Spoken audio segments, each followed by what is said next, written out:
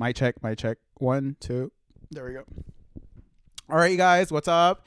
I'm your host, Juan, and welcome to another episode of Who Said That?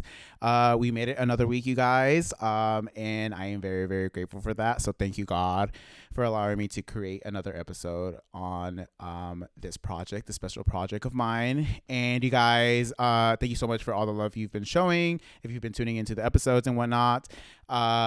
And today I have another guest, you guys. This guest is one, honestly, for me, it's like one of the most exciting guests that I'm going to have on this podcast. I'm not even going to sit here and lie. This is my sister. I love her so much. And honestly, before I bring her out, though, I just want to say that the whole concept behind the podcast is to create a space where people feel seen and heard, you guys, because I feel like we're all connected through experiences, and I feel like we all can relate to what we're going through as everyday humans, because most podcasts are about like famous people. And honestly, you guys, let's be real, like we can't really relate to famous people because they're not really in our demographic kind of thing and stuff like that. So I wanted to create a space where I bring on a guest every week and we just sit down and have a unfiltered, genuine, real, raw conversation. And we talk about our opinions, our personal experiences, our lives, and everything else in between, you guys. But with that being said, and just give you guys an overview about what it is that the podcast is about, I would like to but say a disclaimer before we get into the episode, so that way everything is safe and everything is clear. And that disclaimer, you guys, is the views and opinions expressed in this podcast are those of the host and do not necessarily reflect the official policy or position of any person, agency, or company. Any content provided by our guests are of their opinion and are not intended to malign any religion, ethnic group, club, organization, company, individual, or anyone or anything. This is solely just our opinions and personal experience, you guys. So with that being said, now let's get into the episode, and let me introduce to you guys this week's guest, Danny. Yes. Woo! Cheering in the back. Right. Let her get situated. Hello. Hello. Oh my God! Thank you for having me. No, this thank is you, so sister. fun. Thank you so much for being on here, sister.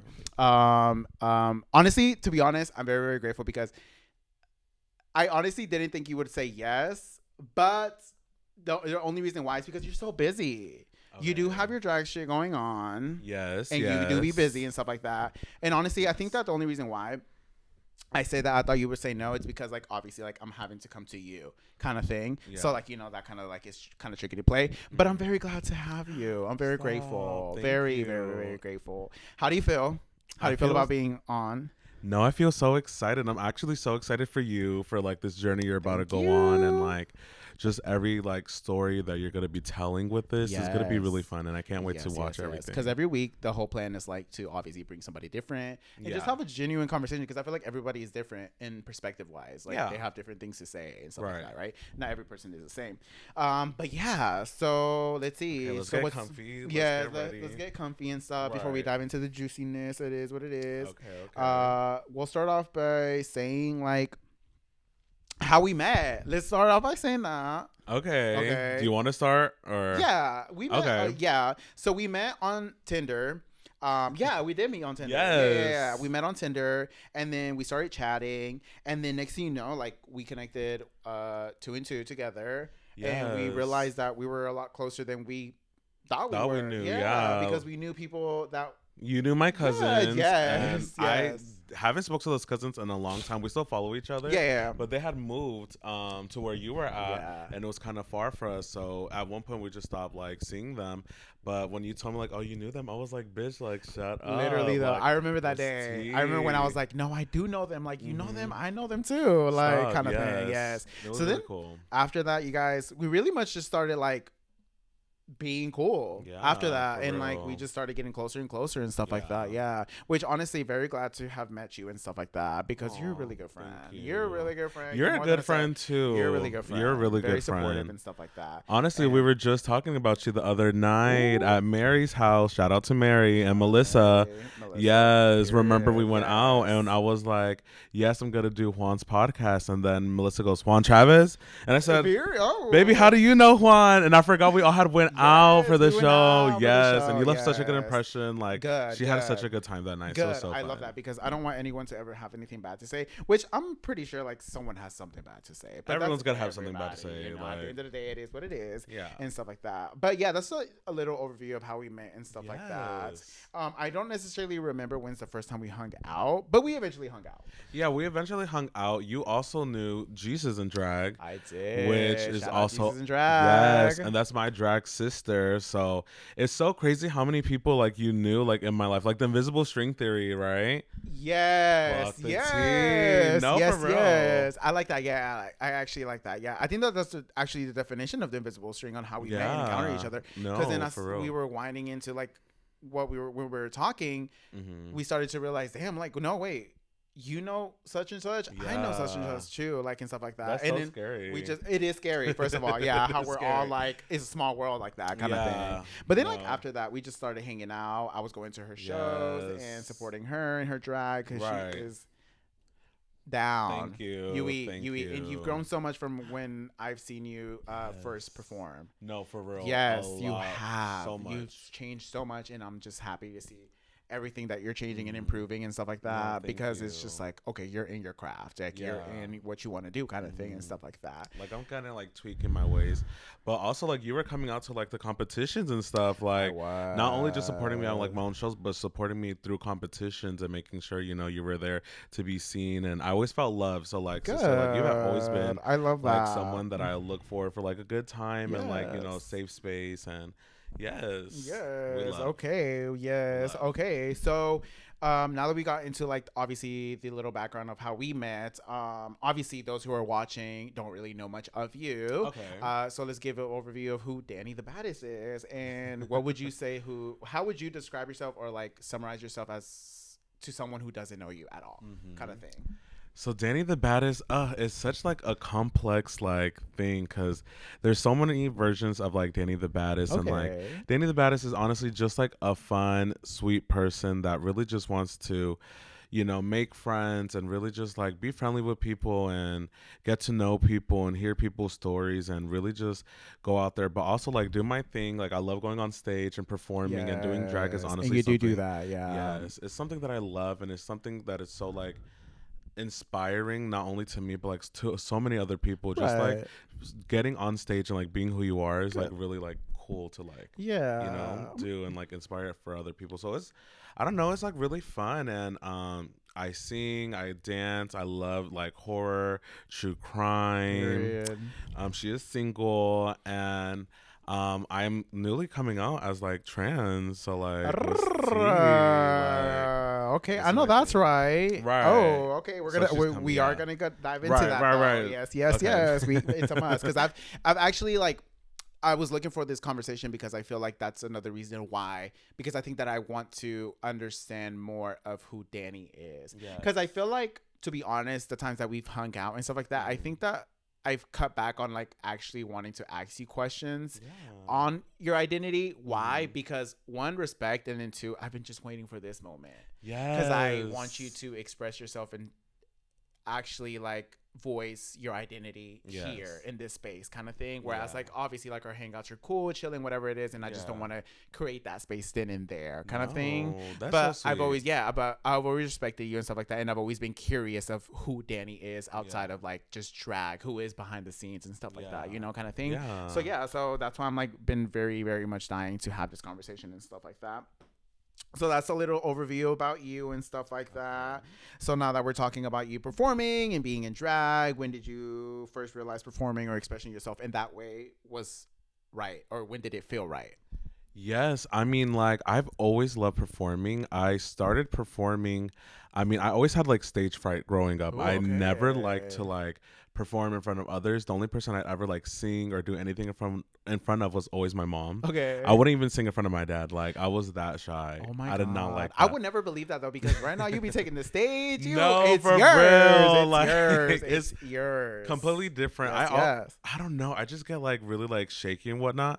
But I've always knew like, you know, growing up and like watching, you know, singers and pop singers, and like my, you know, idol is Demi Lovato, and just seeing her like live out that dream and being on stage, like that always resonated with me, Right. you know. And I always wanted to do something on a stage. Yeah. You know, I never knew exactly what it was going to be. And then in high school I started doing theater. Okay. You're a theater kid. I was kind of a theater kid. I wasn't like, I don't know, like all the Broadway shows and like the Okay, fair plays enough, and stuff. though, I'm yeah. kind of lame in that sense, but I really did like to be like on stage and performing and like, you know, entertain people. Entertaining people has always been a thing that I like to do. I always like to be like the funny kid too, like the class clown, which is not always like the best thing to do, because I got in trouble a lot for that.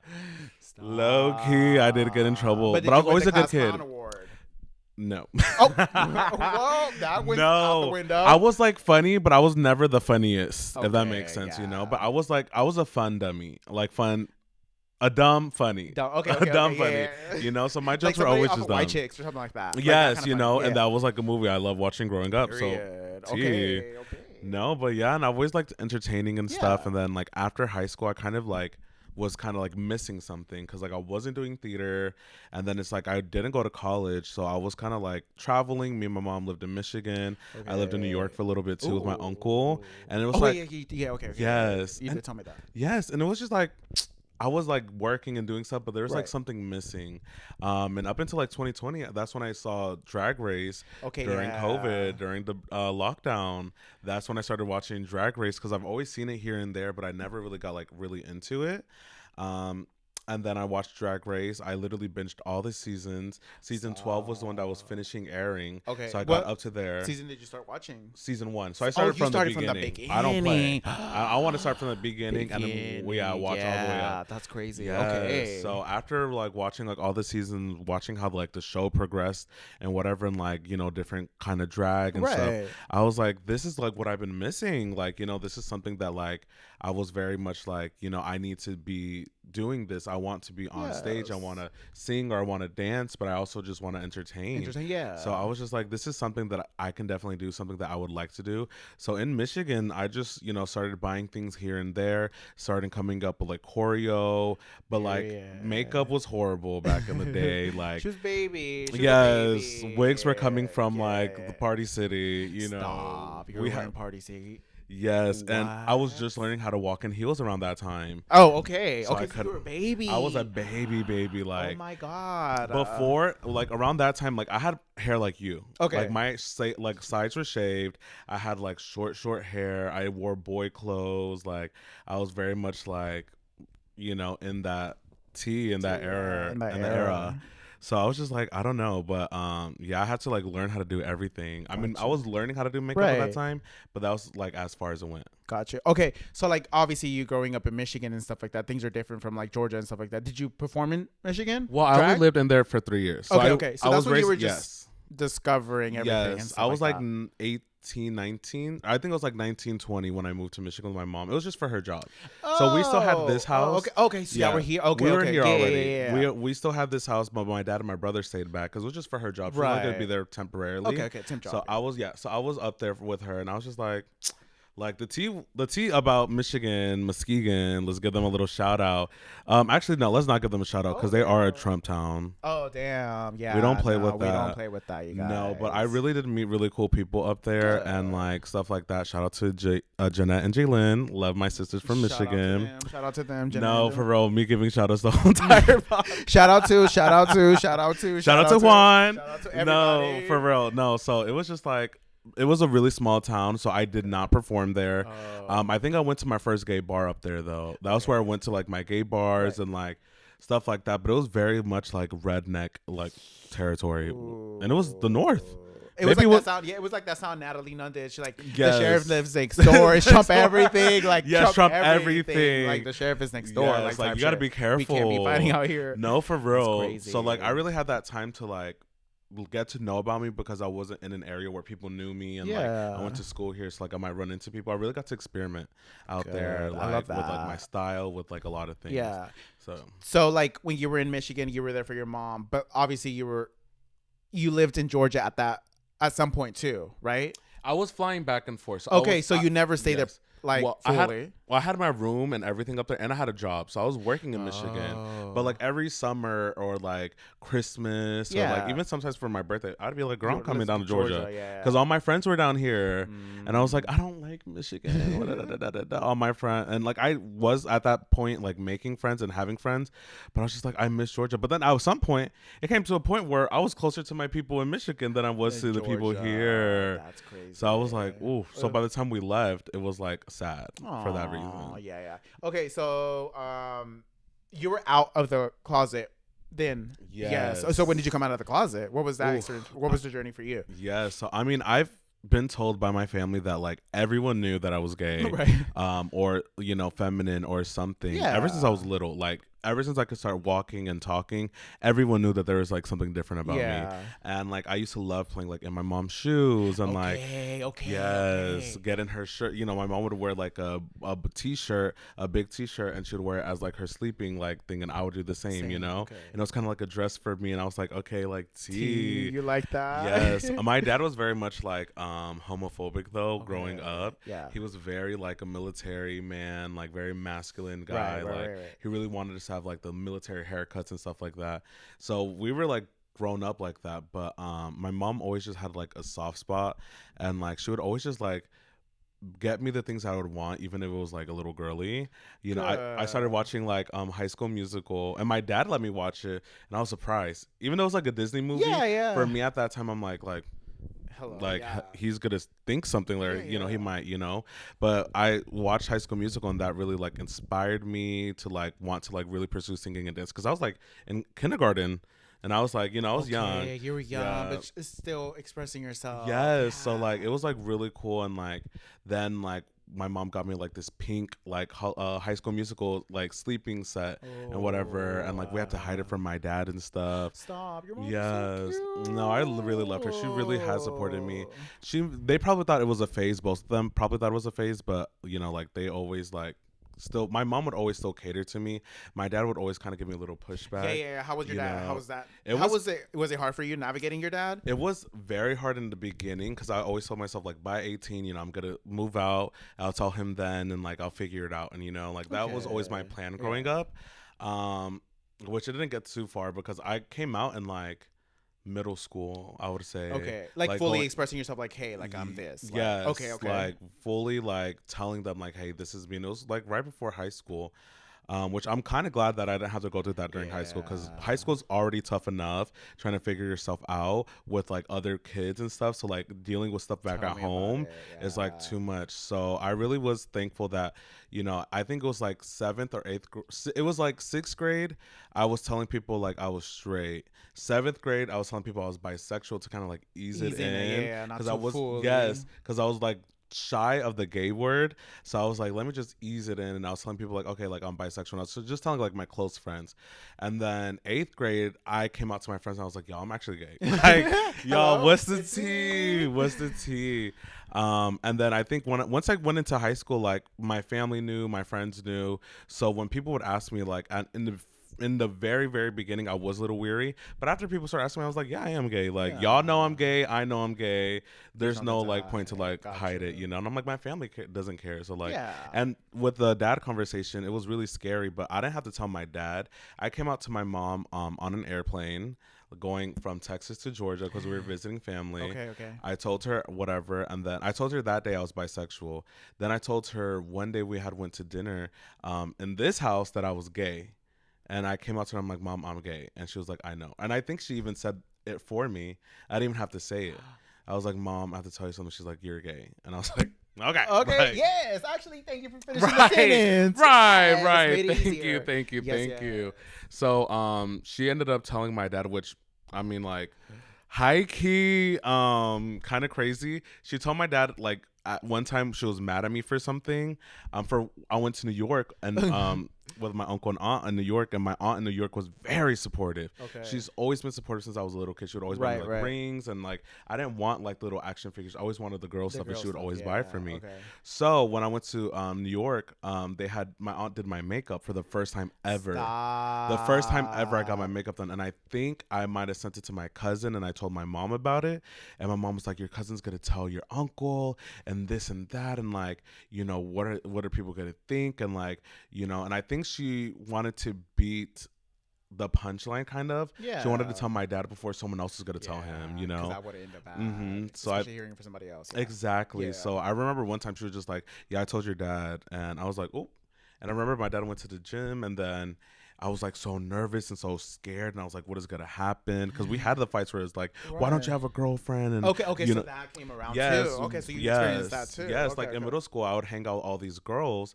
and you know, I only had girlfriends around, and he'd be like, "Well, why don't you actually have a girlfriend?" And I was like, "Well, they're my friend. Like, you know, I don't want that. I don't want that for me. Like, that's my friend. Don't talk about her like that."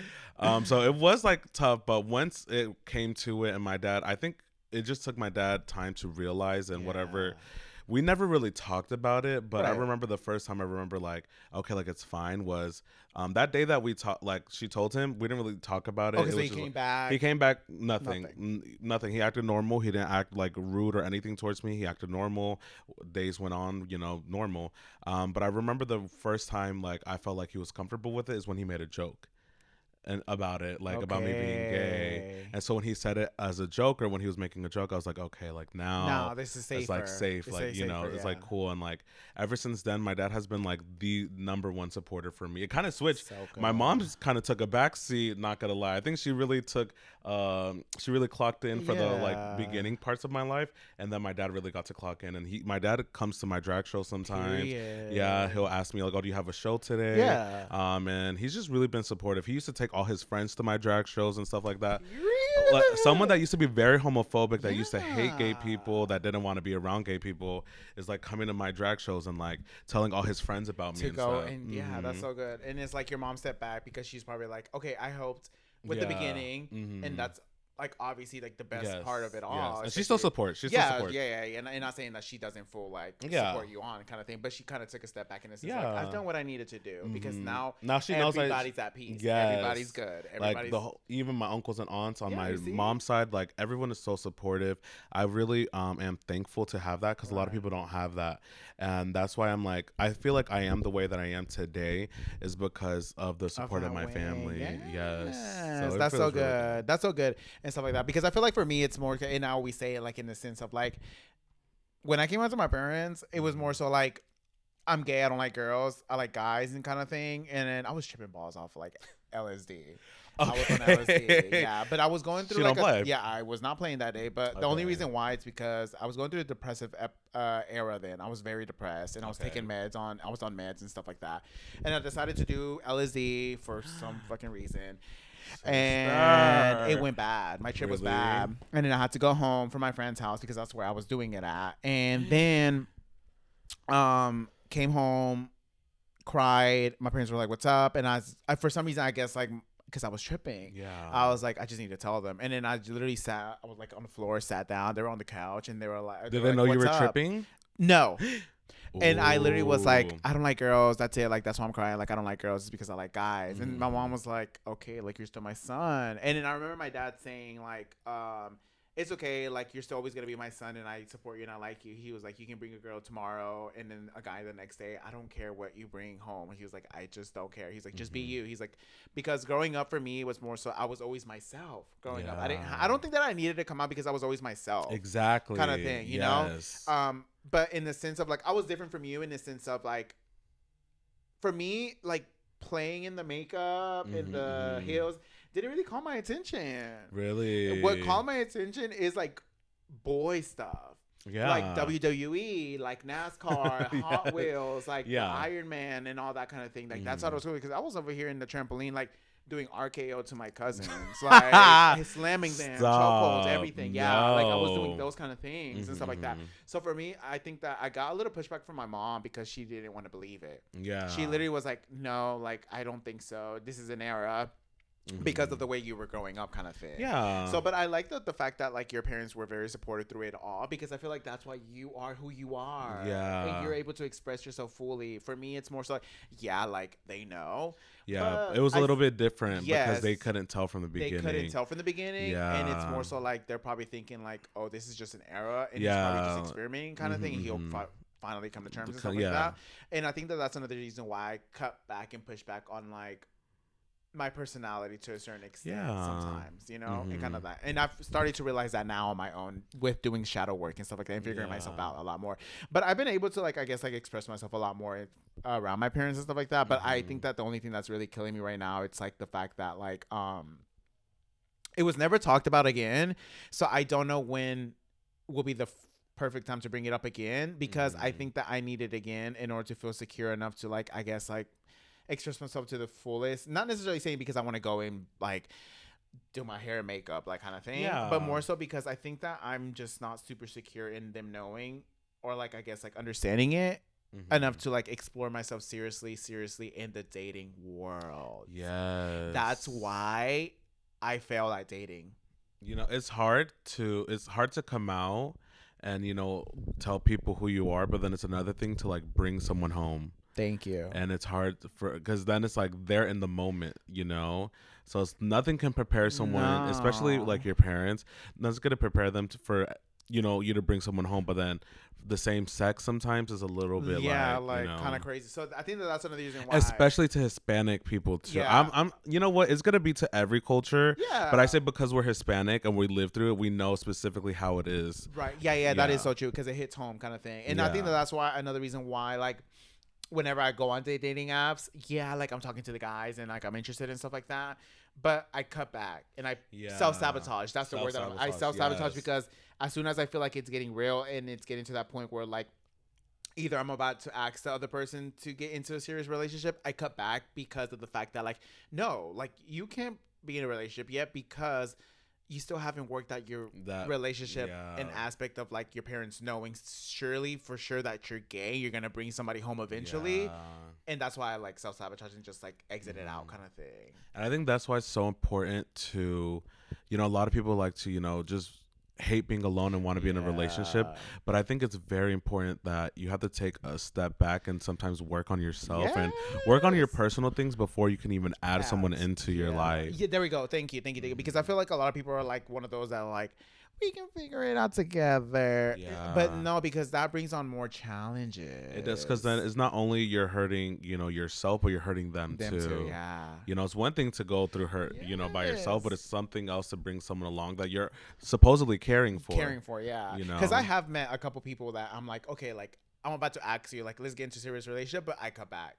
And I was just like, no, like I don't want this no more. And then at least like now, that's why I haven't been on like on any dating apps recently, like in a couple of months, because of the fact that I think that right now what I'm doing, it's like focusing on Juan and trying to figure out what Juan needs to work on and who Juan really is right now. So I've been doing a lot of shadow work and stuff like that, and I've been trying to figure out everything for me, myself, and I before I bring everything else into consideration, kind of thing, you know, because I don't want to keep like being on these apps knowing that I haven't figured out everything for Juan and then egging on everybody else and just ruining connections and people that don't need to be ruined, or like wasting their time, kind of thing. And I hate doing that kind of thing and stuff like that.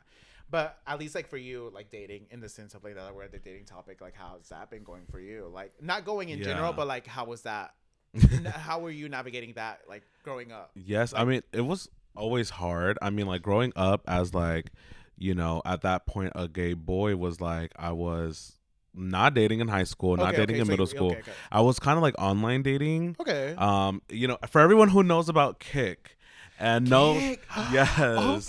So if you know about Kik, you know that there used to be a dating kind of thing on Kik that you can meet people around, and it wasn't around like Georgia. It would be kind of be like around the world, and you can like text people. So that's how I started like having fake boyfriends and like talking to guys and like actually like, you know, living that moment. But never did I ever get that experience with like someone in school or like someone that I knew personally like in my life.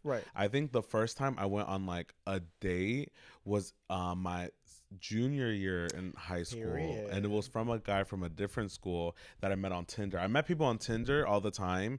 I was like in middle school, high school, like on Grinder and Tinder, looking for love, Stop. not trying to hook up with anybody or not even Right. trying to like meet anybody, because when it came time to meet people, I would never do it because I was always scared. I'm like, no, like that's dumb. Like, baby, it's vlog. Yeah, because I was like actually gonna ask you like, at what point did you get into the dating apps? It's real young, Real real young. young. Oh Yes, my and I feel like a lot of like LGBT people do it because of that same Yeah. reason. It's Okay. like Okay. Yeah. we're all looking for love, or we're all looking for that connection, or you watch the movies and you watch the TV shows, and it's always people falling in love, and that's like the purpose of life and stuff. Yeah. So I feel like at a young age, like you also yearn for that. So like going on those apps and stuff like that, I feel like it's such like a LGBTQ, Q, Plus thing. It's a habit. I was kinda trying to say thing. a specific word, but it's just a thing that we go through. And yes, I was on the apps really young, but I didn't go on a date until like junior year. And honestly, the date Yeah. was so he had picked. No, the first date we were supposed to go to the mall and like just like hang out at the Yeah. mall. And I had told my family about it because they had already knew in high school that I was gay. And my brother and his girlfriend, at the time, his wife now, took me, period, took me to the mall to meet him. And on the way there, he was telling me that his mom took his keys away and that he wouldn't be able to meet me there, and like he'd make it up to me.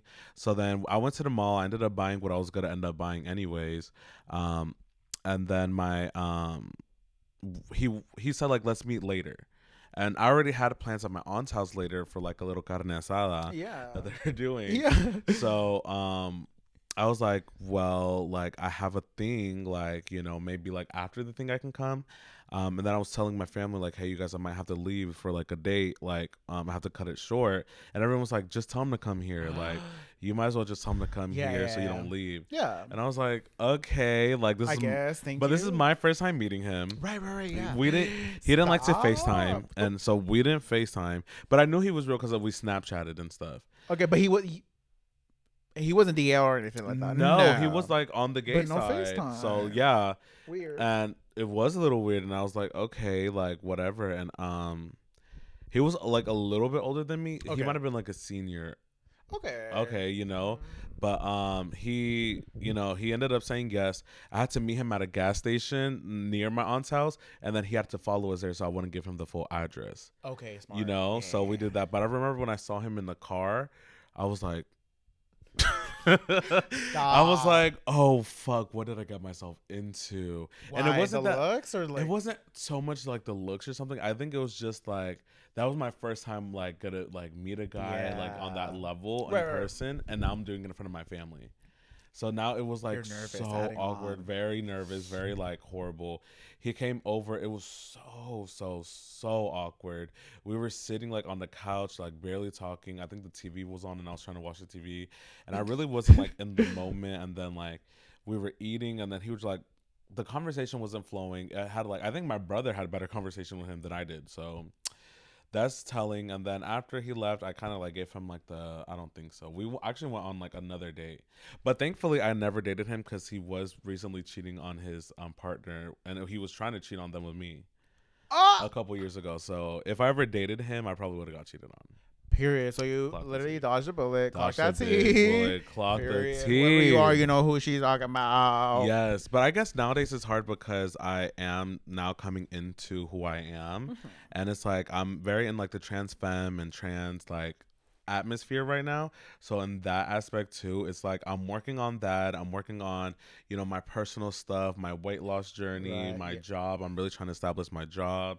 Like, sister's looking good every time I see her like going. You're doing I'm good. 30 pounds down now. Whatever you're doing, you need to keep doing. Listen, diet. And it's not Ozempic. No, diet and literally working out is literally like just having a strict diet that I'm actually following, and like really like putting that hobby and like working out and like making that something that I want to do has been so different for me, because like now I'm like, okay, well, like I don't want to miss the gym, right? I don't want to do that. You know what I'm saying? Yes, that's so, a like, good era to be in it, especially when you get that feeling of like, I don't want to miss the gym. Like the gym is not a task anymore. Yes, it's a like, I'm going. Like you know what, I want to go Yeah, I because I wanna have this go. energy. Not because I have to go, kind Yeah, of thing. Yeah, which is good exactly. to be honest and stuff like that. And at least like now with you being now on the topic of like obviously you going into like the trans and field and all that kind of thing, was that hard navigating?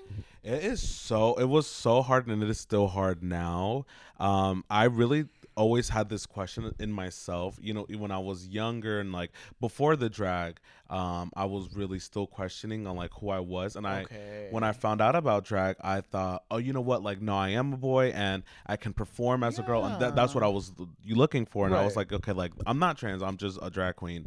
And then doing drag and whatever, it was like, yes, like, I love doing drag and like whatever, but like even with drag makeup, a lot of people feel like cunty and like X, Y, and Z, and Yes, they it love that makeup. is. And for me personally, I just never felt pretty in drag makeup because it didn't look like my regular like fishy girl Mug, makeup, my mug. yes. So I always just felt like there's just like, it wasn't a disconnect. Right. And I had a lot of people like influencing me and letting me know like, you're gonna be trans, or you're not trans yet, kind of thing. And I never let that get to me because I was like, girl, Good. like, I'm not Good. trans. Yeah, yeah. That You knew who you were at that time. I knew who I was Yeah. at that time, and I was like, girl, no, I'm not trans. Like, I'm just fishy. But then I had to take that step back and really be like, okay, Danny, well, when I grow up, do I want to look like an old man, or would I rather look like an old woman? I don't want to look like an old man when I grow up. I don't want to age that way. And That's like, that's a good ultimatum. and that's like the golden question for people who are questioning if they want to be trans or not, is how do you want to look like when you're older? So when I asked myself that and really took that time to really think, I was like, and then even talking to my friends, before I told people I was trans, they're like, and not saying anything because, there's no specific look for trans people and whatnot. Yeah, because But like, yeah. there's so many different like ways that you can be trans and whatnot.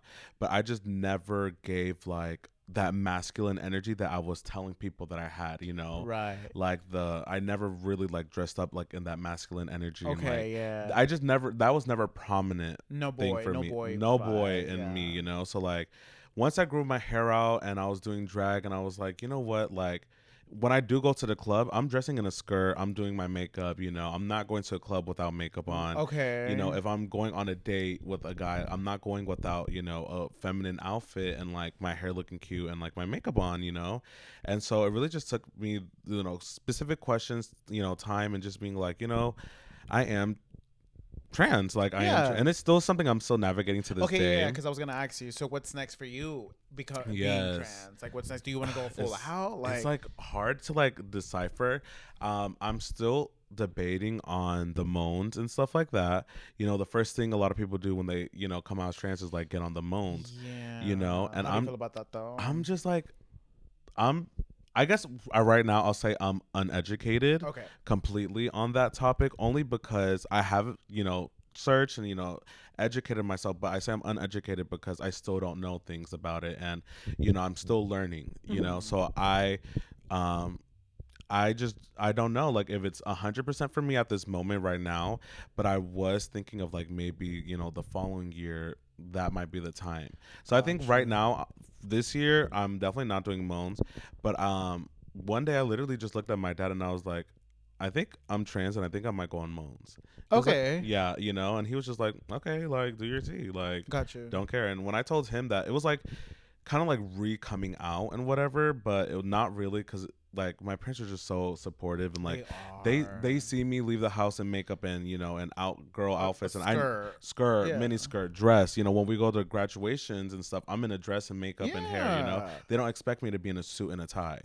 You I know know what I'm that's saying? right. So I feel like it's not that hard to transition from where I'm at now, to but it's just like the inner like me, because at work I still get he him, and like I feel like for my day to day life, I Yeah. don't mind right now being he himmed, because I don't 100% feel like the woman that I'm Gotcha. supposed to be. Okay. Okay. You get what I'm saying?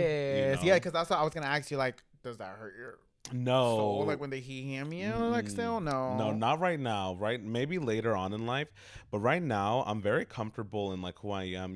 A lot of people in my life know me for me, and like know me as he him. All Yeah. my friends know me as he him. My parents, my family, and my job.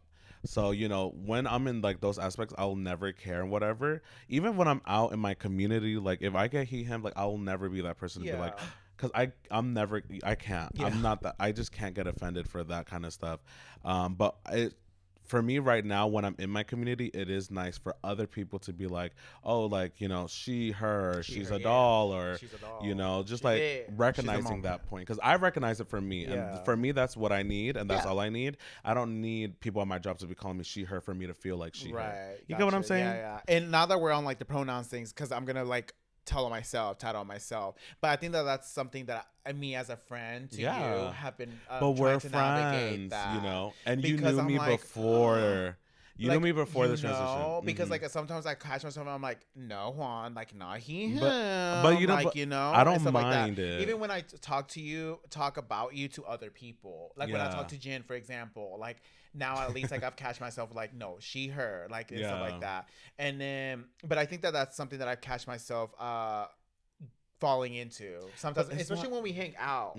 Sometimes I'm like, okay, like she, her, like they, but like that's what the is thing. going on kind I of just thing. never care. Like I'm so nonchalant. And I know you don't care because But you're nonchalant about it. I will also say I feel like I'm so nonchalant about it because I also slip up. Okay. Me being in the community, me being a trans woman, like I still slip up for certain people, not even for everybody, because you never know like what someone is identifying as, nowadays, especially too. It's but I think that I am very hard on myself on that. It's because me, I'm very supportive and I just I'm very respectful, and I just want to be respectful on everybody's end. I don't want anyone to say anything bad about me and stuff like that because I love my community. I want everyone to feel very, very safe around me and stuff like that. And I think I've been doing a good job about making people feel that way whenever they're around me, kind of thing, and stuff like that. And you are a really great person, Juan. Like, thank you so much. You really do give like a safe space for people, and like just so many people have so many good things to say about you, sister. Yes, and I'm glad about that because I don't want anyone in general to say anything bad about me because I don't know. I just like to live in my own skin and I just like to put out good and stuff like that because I feel like that's what we need. And you're always like good energy, good vibes. Yes, like, yes, because I feel like that's what God put me on the earth for. My purpose in life is to just be that one good person, good soul and stuff like that, and just help other people and stuff like that. Yes, 100%. But do you think that now that we're still on the topic of like he, him and stuff like, do you think that people at work he, him you because of your voice or because of your look? I feel like is 100% my voice because when we get like new patients and stuff like that. I work at a chiro office, you guys. But when we get new patients, sometimes people will think I'm a girl first glance, and I had one patient when I spoke to them, they were just like, kind of like that, baffled, and I get that a lot, especially when I'm like in my mug and whatever and I start speaking, but that's like I just can't care about that, and I will never take that offensively because even if someone means it offensively, I'm not gonna let myself get offended by that. Bitch, I don't give a fuck. What can we curse? We can curse. Yeah, I've been cursing. We can curse because I've been cursing too. Yeah, no, but I'm like, bitch, like I don't give a fuck, like, because at the end of the day, I come from the shoulder, baby. Like, if you have anything disrespectful to say, like, I'm not, what's up, baby? I might be a trans woman, baby, but I get don't. Down. I still get down. Still gets down. Still get down. So like, put her on baddies. Yes. No. You ready to fight, Nat? No, Natalie, none. Please, she's gonna fight, baby. Like, put me on baddies. Be standing behind you. I'll stand right behind you, baby. I won't let no one sneak you. There Okay. Put her on baddies. No. But yeah, it's just like, what were we talking about the whole idea of you still getting down though if somebody disrespects you, kind of thing, because like obviously kind of thing, and I don't like disrespect, and like people are weird about it. I feel like I take it more as weird than disrespectful.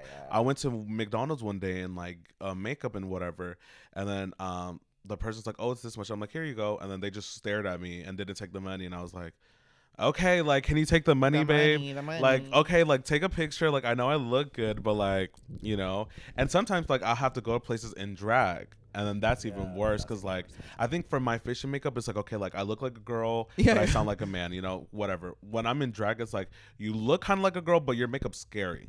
Like your makeup because it's a lot of like highlighting blush, and you're painting for the people in the back. So now when I'm at McDonald's ordering, there ain't no one in the back, baby. They right in front of my face.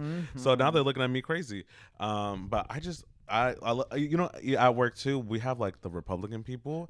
And I feel like they will be like thank you, sir. Thank you, bro. On purpose. Oh yeah, on purpose. But I don't get offended. I can't let myself get offended to that. Good. I love that. Yeah, don't let anything get offended. And I think you've been doing a good job about that because you really be doing what you want to do. You do. Because no matter how many times they're like, thank you, man, I'm still gonna go home, beat my face, put my skirt on, and go to the club. Baby, we went to the club and I'm getting free drinks. Baby, and I'm not even speaking because I'm like,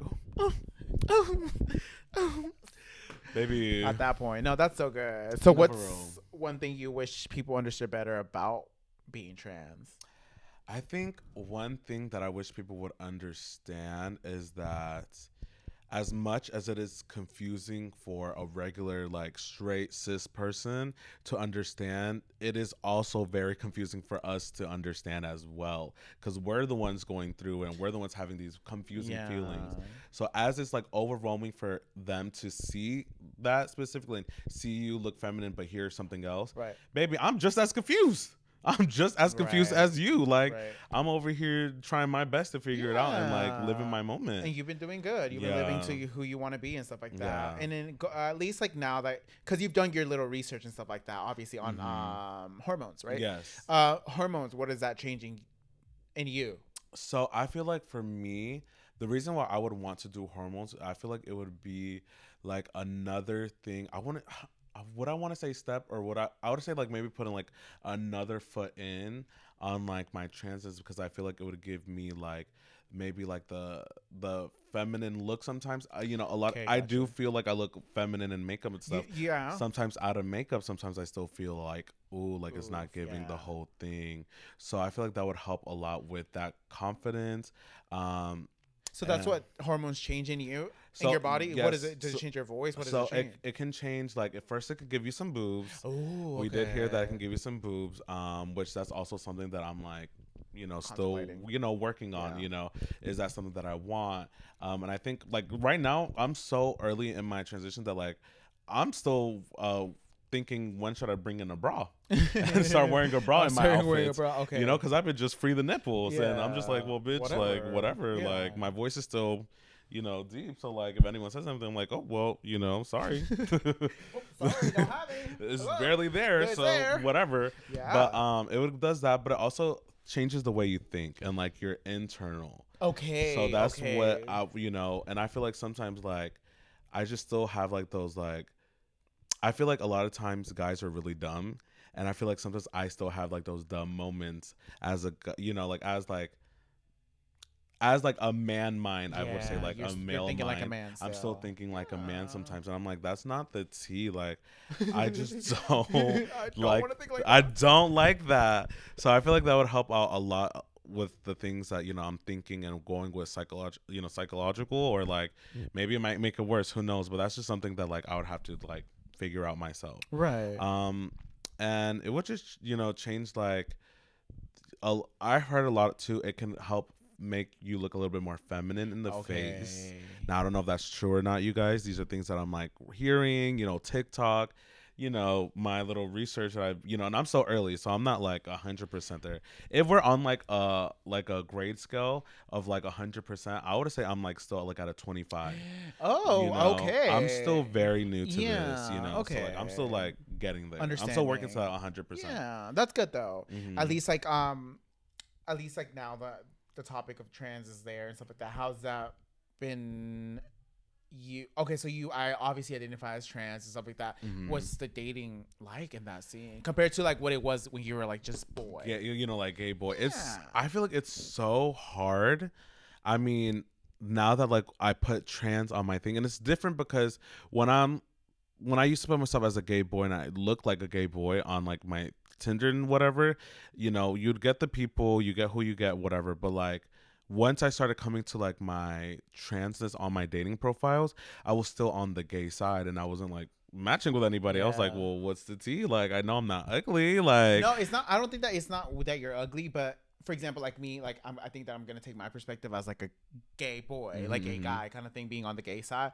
But whenever I look like a trans, like, on the gay side, it's like you're on the wrong side, right? Because long story short, on the gay side, it's just men who are wanting to just go and date other men who look like like men. y'all are not really looking for us, you know, because in the sense because of like, we're not the demographic for no, you. we're not, and then basically you're like so close to being a girl, Yeah, and we're not interested in that, no matter how much of a top you are or whatever it is. And it's 2025. There's no more tops. Like everybody's a bottom. Baby, everybody's like, a bottom, especially in Atlanta. Bottom in Atlanta. Like, it is what it is. You know. So no bottom is gonna be like, ooh, trans. Like, right. You know. You know. Thing, you know. So and then so after you changed it to trans, you know, I had my hair long and I was doing my makeup and stuff, and I think also like being in my first and only relationship, it really did teach me that like that whole time I was in that relationship, I remember my ex would tell me like, oh, you want me to treat you like this, but you're not a girl. Ooh.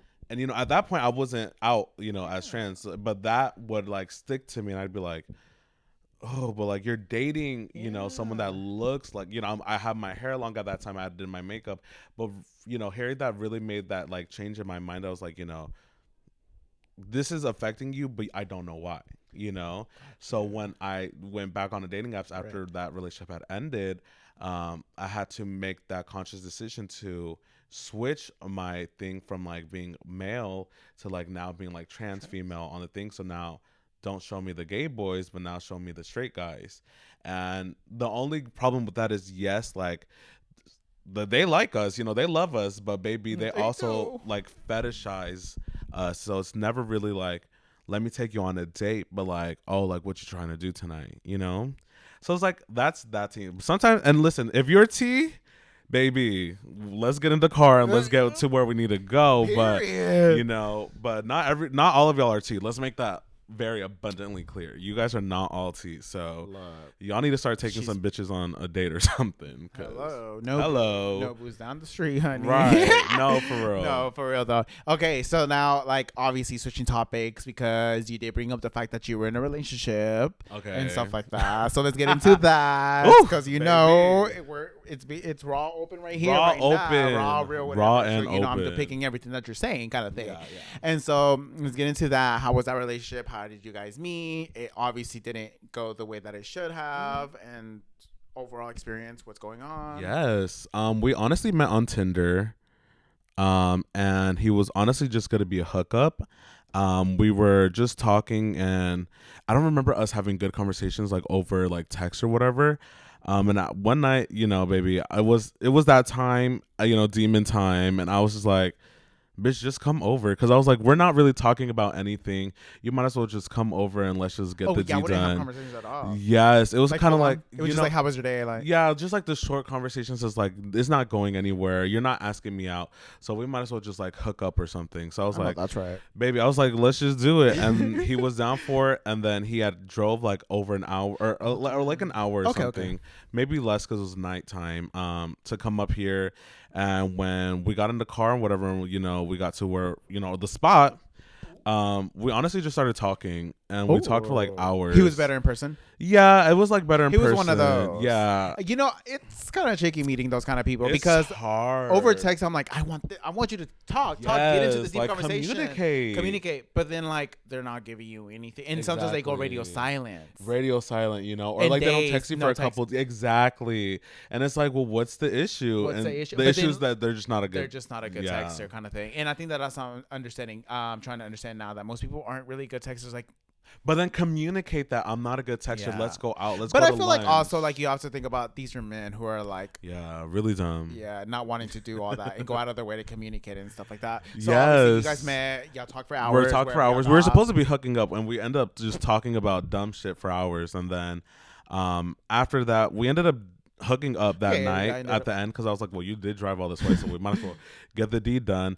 But after that, he asked me on like 2 or 3 more dates, and then I think like on our 4th date, he had asked me to be like his boyfriend, and I was like, okay, like, see, like, this is my first time, like, you know. And we ended up dating for like a year and a half. I think so. We were almost close to 2 years, but that was a roller coaster, let me just say. This is raw, y'all. This is very raw. And like, because that was my first relationship, I was honestly going with the flow for a lot of things. So there's a lot of things that were happening that I was like, you know, like, this is not the tea. I remember I think I remember we had went to like a Mexican restaurant on his side of town. Mind you, I look the way I look. Yeah. And at that time I was still like experimenting with my style. But we had went out to eat, and I remember like there's like these guys just like staring at us the whole entire time because like I'm talking to my boyfriend, you know, and it's like awkward, and like that made me feel some type of way. And then for him, it was kind of like he felt like I was kind of being weird with him. But it wasn't that I was being weird with him. I just didn't like that energy that I was getting at the restaurant, which then fucked up my energy. So then me and him had a fight about that. We had a fight about a haunted house that I didn't want to let his sister and him like run away while we were in the haunted house. It was like a haunted village, and so like you have to like walk through like houses and stuff. And they wanted to like leave me and like be funny about it. And then he got mad at me. We go to a party that same night. Bitch, I fell into a ditch getting out of his car, and he didn't even flinch. What? He literally was just talking to his little friends or whatever. So there's just like a lot of things in the beginning of the relationship that like could have like been the reason why we were done. And we ended up breaking up like 3 times, like 3 major times. Oh, damn. Where I had to get my good girl Mary, my good sis Mary, love her. She drove like over an hour to come get me because I didn't have a car at the time, and he was driving to come and get me and like taking me back to his house, and we would fight, and then like I would have no way to get home because you know when I fight with people, I like to remove myself. Yeah, I don't want to be in your, especially in your like house and stuff. Now I feel like I'm like powerless, you know, powerless. And it's like I'm in your space. I don't want to be here. We're not on good terms, and we're not even talking about it. Like, no. So like that night when I fell into the ditch and whatever, he was just so rude to me that night. I broke up with him the next morning, and I grabbed my stuff and I left, and he cried to me, and we were both crying, and it was a whole thing. And I got back together with him, and I honestly should have just cut it there. But I always say that like I am thankful for like the good times that we had. Yeah, you know, it wasn't like good. Yeah, it was not a bad relationship like that. We did have our fights, and I think we just were in 2 different completely spaces of our life. Right. And I feel like we were trying to make it work as best as possible because I really thought that I did love him, and I was like, you know, like I have to make this work. Like this is gonna be the guy that I'm gonna marry. You know. Yeah. And I was just overlooking so many things, overlooking cleanliness and like how, you know, people carry themselves and stuff like that. And I'm just not that kind of person. I'm not the cleanest person, don't get me wrong. I'm definitely have my moments, but it was just a difference between just very different on how we were living. But I was telling myself like it's okay, like this is his space, like, you know, I can't do nothing about it. Yeah, so it was just like crazy. But I think that the most thing that I was thankful for was when we really did have our last breakup, that he did not take me back. As like I was like, mind you guys, I'm gonna tell y'all the truth. When we had our last breakup, I did break up with him. But then I was down bad, like over here, like crying, texting him, calling him back to back to back, like, please, like, let's, you know, do this. I made a whole TikTok post, and I posted on my public TikTok and like adding him because, you know, I think I was like a blocked on stuff and whatnot.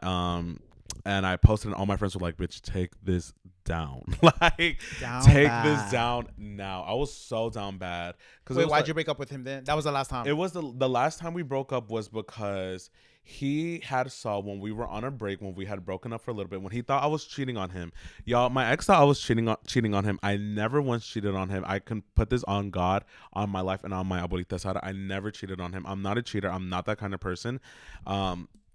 And he thought because someone had added me on Snapchat that I thought was like a high school friend, and it ends up being a guy that I used to talk to way when I was like in my hookup era.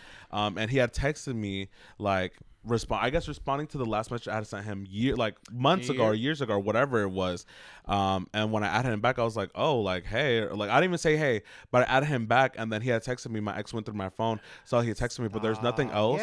So he thought it was fishy, which I mean, I'm not gonna blame him. Like that does seem fishy. But I didn't do anything, and we literally went out ate, and I took a nap in his house, and he went through my shit, and then next thing you know, like we're over here fighting. That really did make like a bad turn for the no. So then we end up breaking up that night, right? That's not our last breakup, but this is gonna lead up to something. So we end up like whatever. We do a whole like thing. We break up. He thought I was cheating. I wasn't able to tell him like not even convince him, because it's like I don't have to convince you of something I'm not doing, but I'm telling you my side, and like I'm telling you what happened, and he just wasn't believing it. So I was like, okay, like cool. we end up breaking up, and then in that time that we break up, he really found out that he really did fuck up, and he was really sad about it, and he was like telling me like, you know, please, like, I'll make it up to you, let me just drive to your side of town, like, please, like, whatever. And at that time, like, I was, you know, he had basically said like, fuck your dead grandma, because I was like, on my dead grandma. I was telling him like, on my dead grandma, like, I like, on my, you know, abuelita, like, you know, he was like, I don't give a fuck about your grandma. I was like, oh. And that should have been where the story ended. And honestly, y'all, love really does make you blind, like, for real. Or whatever, or the facade of love makes you really blind. So whatever, I was really done with him that week, and like, he was trying to get back together with me, and I was like, you know what, let's just take this week off, you know, let's not, you know, talk, let's just really focus on us right now, and then we can come back together. And in that time, I was like, bitch, you know, I was really over it. I was like, let me go on, like, let me text one of my old people now, because now you think I'm cheating on you, and now I'm gonna give you what you want, and we're not even together. So it's not even like I was getting back at him. I was just like, you know what, let me go on a little date or whatever. And we went on a date or whatever, and whatever. And then he had found out that I had texted guys when we were on break. So when we ended up getting back together after the break, and then XYZ months later he goes on my Facebook. He had a thing with like going through my stuff. But when I was texting one of these guys, instead of deleting the comment or deleting the like messages, I archived it on accident. On fucking accident, y'all. I'm so dumb sometimes. I be doing shit too fast too. Right. Instead of deleting it, I archived it, and it was us talking about stuff. But it was obviously in the day when we weren't together. Yeah. So it's like he was mad, but he knew he couldn't be too mad. But that really changed the dynamic of our relationship. Yeah. And after that, it was like we were just constantly fighting. Right. And we ended up fighting because we were already fighting for something, and I had asked, you know, I was trying to like be like, okay, you know what, let's not fight no more, just come over, like, let's hang out, like, I miss you or whatever. And he was like, no, I'm good, like, I have things to do. And I was like, well, what are you doing? And he was like, I don't have to tell you nothing. Like, he was basically like, stop. Yeah, like, just being like an asshole. And I was like, okay, like, it's done, like, we're done. And I was at work, and I'm like, bitch, I'm done, like, I can't. And then I fucking had my little breakdown moment, my little episode, a little Britney Spears moment, shaving off the hair.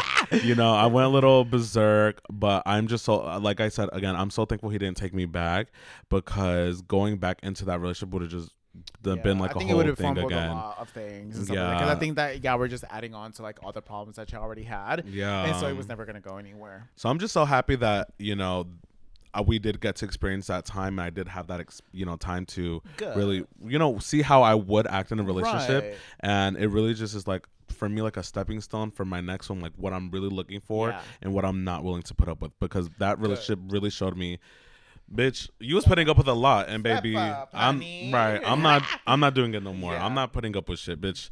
First thing you do wrong, baby, I'm like, okay. How long was that though? How long was the relationship itself? It was almost like a year and a half. We were really close to making 2 years. I think we were only like 2 or 3 months from making 2 years. Period. Yes, and I had also the reason why I was so upset, you guys, was Christmas was right around the corner. I had already spent about $500 on his gifts, so I was like, oh, but then I re-gifted them to people.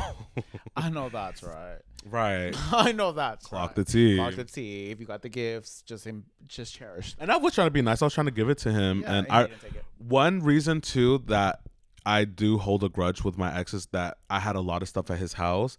Not only like my personal stuff, but my drag stuff, because I was just getting into drag, and I was a baby queen. Like, I had just bought my first thigh-high boots that fit my calves, because, you know, I'm a big girl, so not all the thigh-high boots really fit us. So I bought specific ones for that reason. He didn't go back. Never gave them to me. Never got any of my stuff back. He tried to claim that I only had like an underwear and like a shirt there, and I was like, I have so much stuff there because I was literally sleeping at his house every single weekend. So still to this day, I had to rebuy all my stuff. There's times where I'll be looking for something, and I'm like, where is it? And it's there. That's crazy. A lot of stuff that I left. I never got that time because I didn't have a car to go pick up my stuff. Yeah. So I literally was like, can you please like just give me my stuff or like bring my stuff? And he was not here for it. And I was like, okay. That's crazy. But now that you're saying like drag, we're gonna move on to the power of drag and the art of drag. And stuff. So obviously you were watching RuPaul's Drag Race, and that sparked something in you and stuff like that. Yes. How do you feel when you're in drag versus out of drag? drag? Does it change? Yes, I mean, when I'm in drag, it kind of gives me like this confidence, like this bad bitch confidence. Like I feel like I'm a bad bitch all the time, but it's just something about getting into the pads and getting into the mug and the pony and like, just knowing like when I hit this stage, like there's nothing else that matters other than like me, and it's just like it's just really empowering. Got you. Did you always feel accepted from being in the drag community? Did you ever always feel accepted even when you first entered, or was that hard navigating? In the beginning it was a little confusing because I was jumping into something and there was cliques here. Atlanta used to be very cliquey, and I think it still is today. People have their specific cliques that they're really cool with and whatever, but I think like getting into like the scene a little bit more, I'm really realizing that the cliques are really just, these are the people that you really just like connect with more, and like you see other people, but like I guess my own clique now too, but I have like my little circle of people that I really really trust and whatever. But when I was just starting, there's all kind of cliques already made, so like I'm coming into stuff and I'm trying to be nice to people, and there'd be points where like people wouldn't talk to me and like people would be like, hey, or whatever, and you'd hear like you're right next to someone, they're like, oh my god, I love your this and this, and you're standing next to them, and then they kind of like walk away or whatever, so it was kind of like scary and like nervous because you don't want to make a bad impression, and you're excited to be in these spaces because you see this show and you see whatnot, and you want to like be a part of it and be something, be something in the community. Yes, and you immediately think that like everyone's gonna be so nice to you, and people are gonna be kind, but you gotta remember like people are in their heads a lot of these times because we're all doing like a competition or a show or something, so it's like people are like they're not gonna be their true self sometimes because they're going through stuff.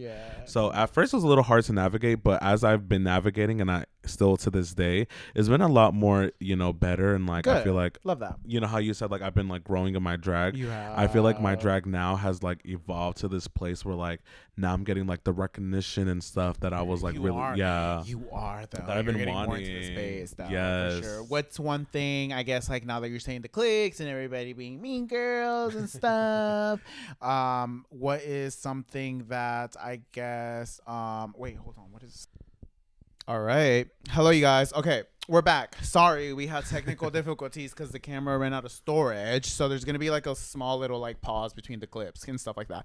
But we were on the topic of the cliques in the drag scene in Atlanta and stuff like that. So have you experienced any drama within those cliques, or like no. Has there been any drama that you've been in part of? Or honestly, thankfully, no, not yet. And honestly, in Atlanta it is really easy to get into like the drama and stuff, but I really do like to kind of mentally clock out of like, because being in those drag spaces sometimes you can fall into like, oh, now I hate this person or that person, and I really like to see these people as like my friends, I like to be nice with everybody. So honestly, no one has rubbed shoulders with me that I don't really mess with.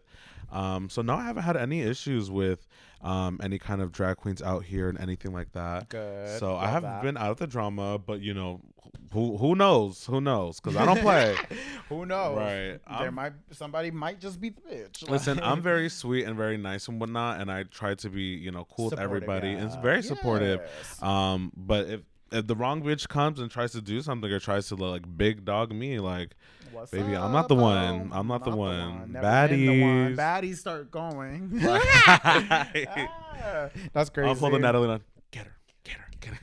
No, I'm getting active too. Like getting active too. Yeah, like I'm getting active kind of thing. Put me on.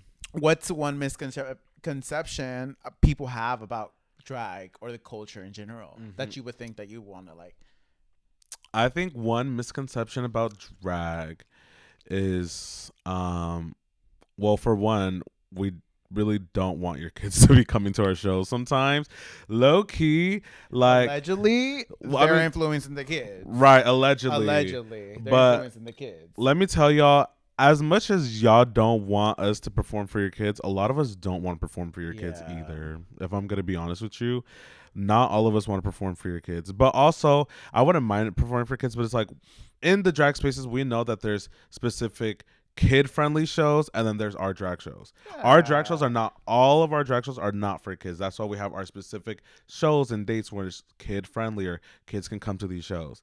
But that's like the more like straight one. I think like an actual like misconception that people have about drag queens is that we usually like have it together, and like because we look so good, like when we hit that stage that we kind of like look like that like right before, and like people don't know, but like we are in those back stages fighting for our life, trying to get our finish our mug, trying to get the hair on. Literally, The hair that didn't move when you saw us performing, baby, we was back there gluing that, pinning her in, putting those pins in our heads. Oh my god, sometimes it literally feels like it's in your brain. Like it hurts so bad, but you have to put it on. Like I do the pony, and even with that, putting it in my head, oh my god, it literally like runs into my freaking scalp and stuff. It They don't play. But yeah, a lot of us too are finishing our outfits in the back, finishing up sewing, stoning, putting things together. Sometimes the outfit that you saw on stage was only put together right before, and when we come off, that outfit's never going to be a thing again. And mind you, like they be coming out mugged out, outfit on, put together. At least some of them. At least some that I've seen and stuff like that. Right. Because I've been to drag shows, you guys, and I'm not here to talk shit or like downplay anybody, because I know that maybe like everyone is starting out kind of thing. But then when you find out that the fact that like they've been in it for a while and they still look messy, I'm like, whoa, what's going on and stuff like that. But the only people that I really have been able to give it to me the way that I see it in Drag Race on the screen is you, Jesus and Drag for sure. Color the Rapper, because Color the Rapper is like hopping in and out of every bag. Yeah, you know, like, and kind of thing. Color's an artist. Color's a drag artist, drag king, so drag shout out queen, to you, like Color, everything. for sure, because you're hopping in every bag. And Jesus stuff like is that. also doing her thing, doing her. She's really in her bag with not only just like her drag, but also in like the androgynous side of the drag, and like doing different kinds of like doing the alien look and doing like cool things. Like they're both really doing their those are honestly, you guys, if you guys don't know, Jesus and Drag and Color the Rapper are my sisters to the day I die. They were honestly one of the first people that I met in drag, and they were the first people to honestly book me, and like not only just book me, but tell other people about me to book me.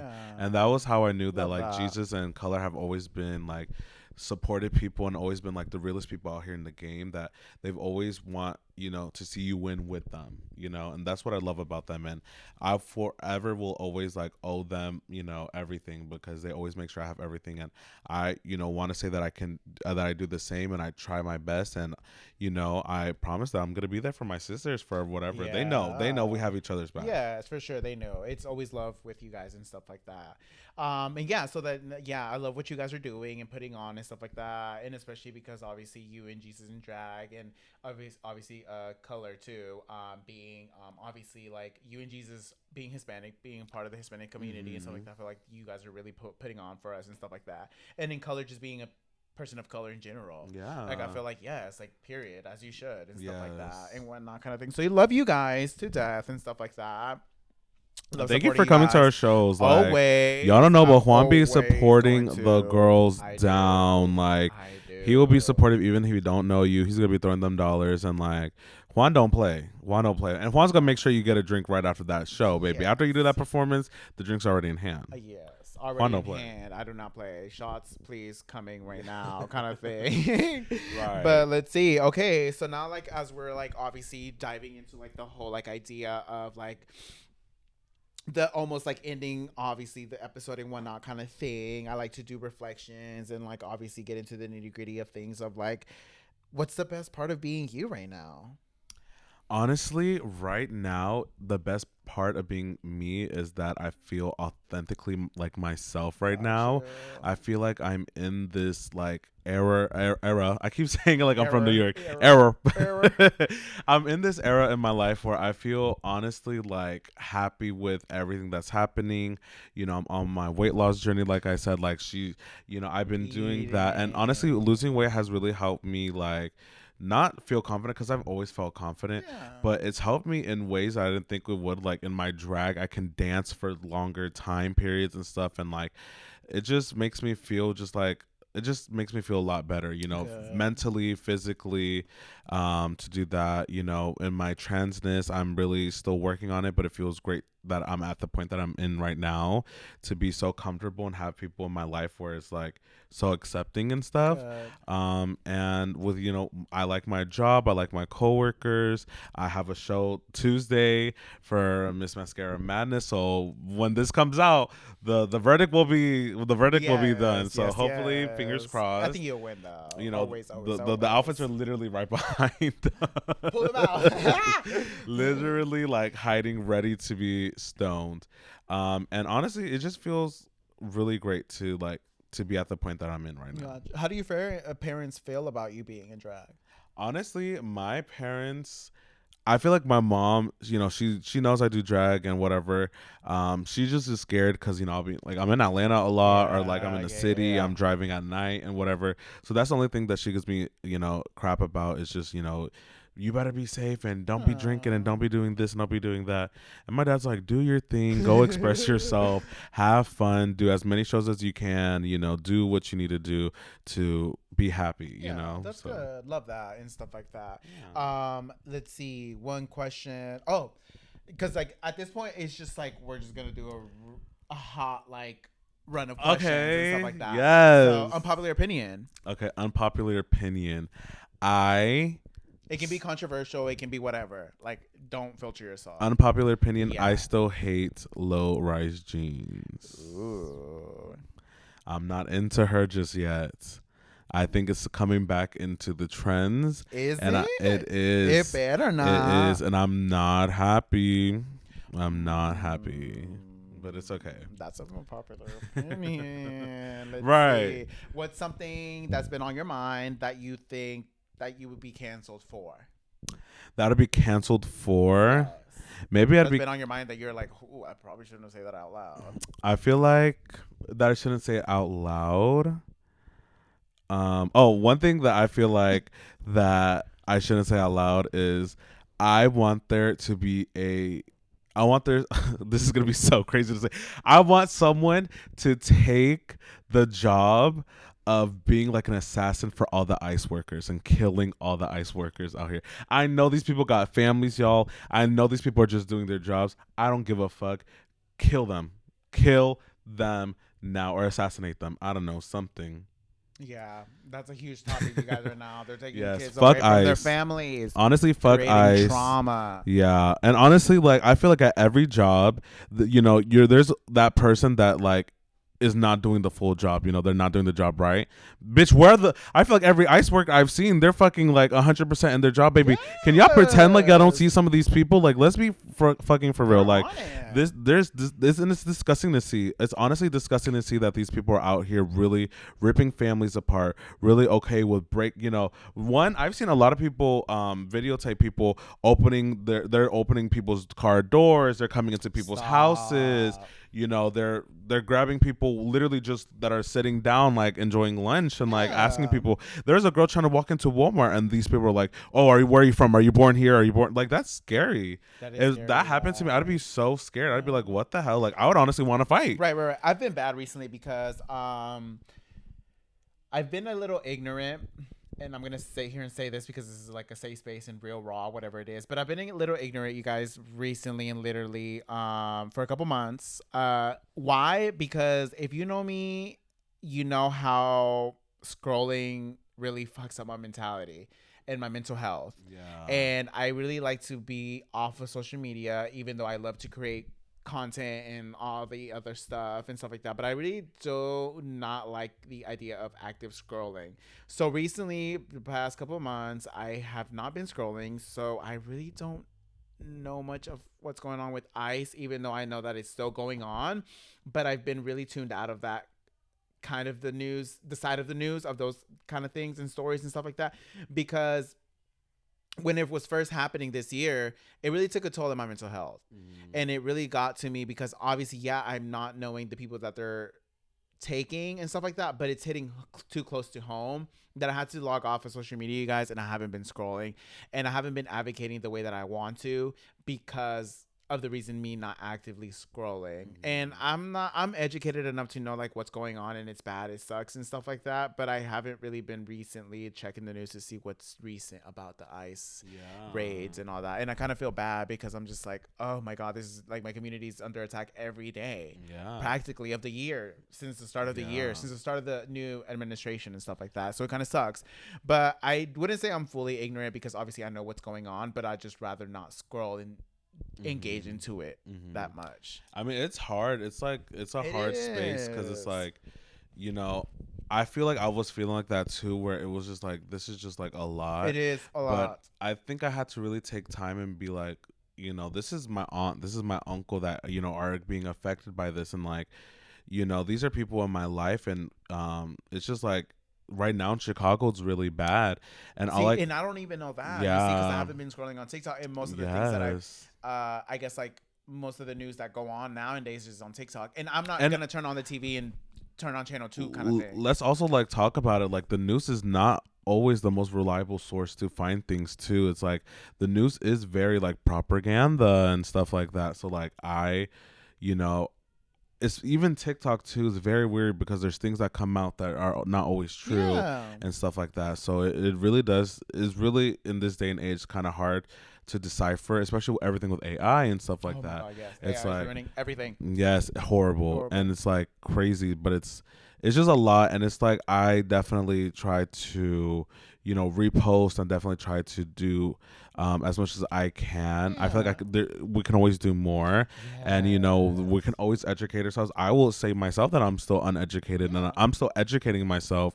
and I feel like we shouldn't be like looked down upon for that, but we also should put more work in our you know, because this is our community and this is our people, and like these are our families and these are people's families, and you know, like what can we do? We need to go vote, we need to go, you know, do what we can as, you know, civilians, but there's only so much we can do. And I think I've been really good about voicing what I feel in the moments, because even with my photo dumps, my captions are me basically voicing what's going on kind of thing, you know, and stuff like that. And I've done a couple like protests. I've went to a couple protests and I've reposted stuff on my story, but it got into the point that like, because I need to step away from social media itself and everything going on because it's hard to see, I've stopped being on Instagram and all that kind of thing, obviously, like as active as I used to be when it was first starting and stuff like that. Because when it was first starting, I was reposting everything and anything, voicing myself like it was what it was kind of thing. But now I've at least cut back, because I've cut back on scrolling on social media because it's just so hard and it's so much, and I have a lot going on, you guys. And I'm not trying to be here and sitting like, oh, I'd rather be uneducated, because I'm very educated on very much politics, the law, and all that kind of thing and stuff like that. I know what it is. I know the ins and outs of it and stuff like that. I feel like when it hits close to home, it's kind of hard to kind of do stuff like that. We'll like read upon it, because it's like, you know, you're seeing things and these people these people look like us. These people are you know, it's just sometimes I understand where you're coming from, sister, and it's hard.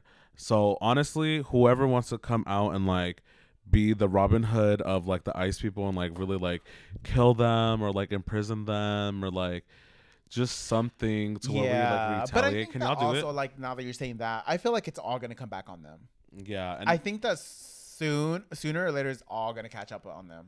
Yeah, I think so. And I really hope that like, you know, things get like resolved and like I don't know, it's just so scary and so sad nowadays, that the day we like, and I hope that we are able to unite as a nation and just come together again. And I don't think we will. I don't think so. After this Trump administration, I feel like it's still divided us, and I'm honestly not scared or nervous, but I really want to see what is going to happen when Trump can't be president anymore. Like, what are his followers going to do? Are they just going to go to the next person, or are we going to still have to hear about this, you know, like what's next kind of like thing. What's the next step? Because like these people are idolizing this, and I feel like once you start idolizing politicians, when we did vote for Kamala and we're over here like, you know, telling people like to vote for her and wearing her merch and whatever, but it was never like we were idolizing her, and we could tell like, you know, there's things that she wasn't doing correctly, or there's things that she could have worked on, and we were all understanding, we were all like, you know, but between her and Trump, like, we know who we're voting against, so it's like, duh. We were never idolizing her. We were just voting for the candidate that we felt like was doing the best thing. These Trump people are literally dying for this man, like idolizing him, and like everything that he does is like he can't do any wrong, and like that's when it gets scary. It's weird, yeah. It does get weird. It gets to a point. Yeah, it gets to a point where you need to defer who the person is versus just like your party kind of thing. Because I feel like that's what we need to start doing. I don't care what party you're for. I don't care about that. I think it's more so of who you're following then and there. Because there's been Republicans who haven't or aren't doing as bad as what Trump is doing currently. And that's why I feel like I always stray it in the sense of like who the person is in that party and stuff, and saying like, okay, I don't care if you're Republican. I've never been that person, because I'm very much like liberal in the sense of like I'm able to shelve my beliefs and open up to see what your beliefs are, kind of thing. But it's more so because now you're part of the Republican Party and most of you are following Trump and what he's doing, and you think that what he's doing is right. And at that point, you're just like creating this image in my head that you are a fucked up human because you don't know what's morally right and wrong at this point. And I also feel like Trump really changed the way on how Republicans are and Republicans are looked at. Because before Trump, it was like you're Republican or you're Democrat. And like we knew that Republicans were a little hateful and they were like, you know, their ways were never going to see eye to eye with us. But I feel like Trump really pushed out this narrative where it's like, it's okay to have these unpopular opinions about things. It's okay if you don't like gay marriage or people of color or, you know, and it's okay to Hispanic show it. people, and it's okay to show it. And I feel like he really let that be like a regular thing for them. So now like these people are out here looking crazy, talk about that they hate us, like go back to your country. Like people have been getting bold. Yeah. And honestly, I'm thankful that it hasn't happened to me because I am the right bitch. So like, she's waiting. Like, bitch, don't be smart, and don't be smart with me or my mom, because me and my mom speak Spanish when we're out, and if I ever hear anybody ever try and like do something or be like hateful towards her, right then and there. baby, it's on like Donkey Kong. Like I don't care. Like I will literally whoop a bitch's ass for my mom. I don't play about my mom.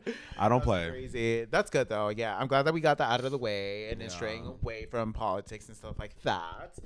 What's a message or a piece of advice that you would give your younger self? Ooh, that's so good. One piece of advice or like a message that I would leave my younger self. I would, if, like for example, like right now, like there's something like right in front of you. That's so crazy. I would just honestly be like, I would honestly tell my younger self, like, always just be authentically you.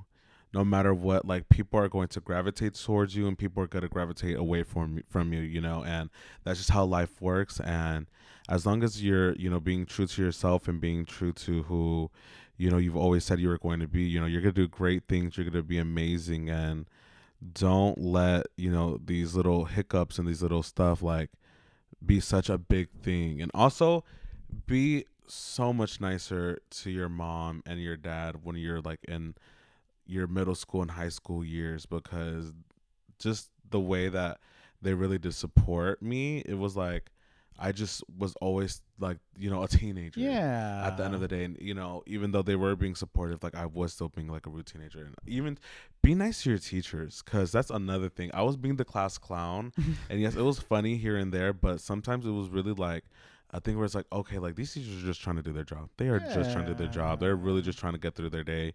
And I could not imagine having to deal with like a kid like me who's trying to be funny, who's trying to be the center of attention and like, you know. Yeah. That's good. Yeah, Aww. Be nice to the teachers, you guys. Well, you guys, on that note, that we got that heartfelt message to younger Danny. Before we wrap up, I like to do this little question. Basically to like wrap everything up and reflect and stuff like that. What piece of advice or message would you give someone watching that is going through the same thing that you went through? Because that changes things. You're not talking to yourself. Right. Now I'm talking to somebody else. Well, first I would say keep watching the podcast because these episodes are only going to get better and better and better. And honestly, like going through the same thing as me, like you have to learn to love yourself and be comfortable with who you are before you can have people be comfortable with who you are. Period. You know? Ooh, right. So I like that. You have to work on yourself first before you can get other people to understand where you're coming from. I like that. Yeah. All right. Well, you heard it here, you guys. And with that little reflection wrap up, this concludes the episode of yet another week on Who Said That. And honestly, Danny, thank you so much for joining me today. Thank you so much. Thank you so much for having me. This was so fun. This was such a safe space, like you were trying to say. Like, it was really cool to just really talk and kiki, and like we do this already. We do. But it's just so nice to see that you're following your dreams and you're really doing something. And honestly, sister, like, this is gonna be such a great podcast and everything. And I'm adding it to my library as soon as it comes out. I know. So much. I'll be tuned in. I'll be tuned in. She's gonna be one of the viewers. Right. But no, thank you seriously so much, and thank you so much for opening your space and letting me come here. Yes, and film. anytime, literally, sister. hello, Anytime. Hello, like, studio. Crazy. Studio. You know, literally right. Studio. So thank you so much for that. Thank you. And I just can't wait for you to see the final product. I'm so excited, sister. So, yeah. But with that being said, you guys, tune in to another episode next week. Like, comment, subscribe if you made it this far. And again, thank you so much for all the love that you've been showing so far. And honestly, you guys, that concludes today's episode and this week's episode in general and stuff like that. So I'm your host, Juan, and I'm signing off, and I'll see you next week for another episode. Bye. Period. That's